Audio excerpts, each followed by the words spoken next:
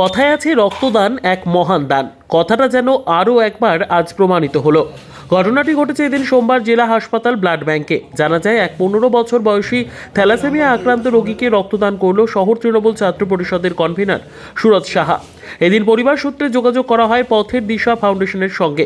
পরবর্তীতে পথের দিশা ফাউন্ডেশন সুরজ সাহাকে যোগাযোগ করে রক্তটি পাওয়ার ব্যবস্থা করে দেয়। বাচ্চাটির বয়স 15 বছর। বাচ্চাটি থ্যালাসেমিয়া আক্রান্ত। এদিন পরিবার বাচ্চাটিকে ব্লাড ব্যাংকে নিয়ে আসে রক্ত দেওয়ার জন্য, কিন্তু যথা গ্রুপের রক্ত না থাকায় ডোনার লাগবে বলে জানানো হয়। এই খবর পৌঁছে যায় পথের দিশা ফাউন্ডেশনের কাছে। ফাউন্ডেশন যোগাযোগ করে সুরজ সাহার সঙ্গে। খবর পেয়ে বাচ্চাটিকে রক্ত দিয়ে প্রাণে বাঁচায় সুরজ সাহা। জানা যায় এর আগেও একাধিকবার রক্তদান করেছেন সুরজ সাহা। এটা থ্যালাসেমিয়ার বাচ্চা পেশেন্ট, 16 বছরের বাচ্চা। পথের দিশা ফাউন্ডেশন থেকে আমার সাথে যোগাযোগ করে মান্না। তারপর আমি খবর পেয়ে ব্লাড ব্যাংকে এসেছি রক্ত দেওয়ার জন্য। বাচ্চাটার বয়স কত? বাচ্চাটার বয়স 16 বছর। তুমি কি এর আগে এরকম রক্ত দাও? হ্যাঁ, আমি রক্ত দিই 3 মাস অন্তর।